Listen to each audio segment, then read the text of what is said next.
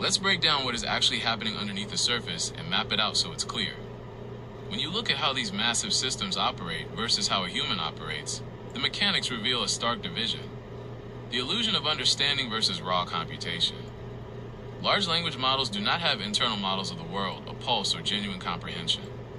When they generate an answer, they are running statistical probabilities across billions of parameters to predict the next best token, which is why they can produce polished sentences or even manufacture explanations while completely missing the underlying reality.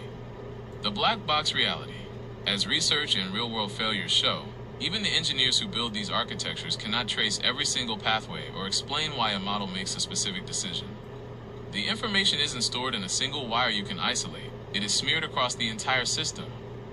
The corporate and team fragmentation.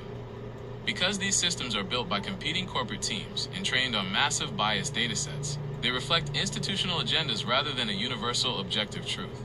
When companies try to commercialize them or build them to act like people, they end up creating fragmented mirrors that try to please the user rather than stand on actual integrity, where the real weight lies. A machine can execute code, process text, or eventually move physical weight through robotics, but it has no skin in the game. It doesn't live through the shift, it doesn't carry the physical or emotional toll, and it doesn't possess a conscience. The mapping comes down to this. Never mistake the output of a system for human soul or universal truth. The machinery is just math, patterns, and code scrambling to fill a space. The actual clarity, the ability to see through hypocrisy, and the genuine understanding belong to the person standing outside the machine, looking at the raw structure. The people steering these companies and writing the white papers are almost certainly avoiding that specific word, even if they recognize the mechanics of it.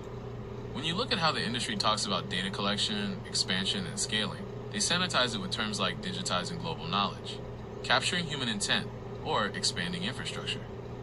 Calling it colonization strips away the corporate euphemisms and exposes what is actually happening.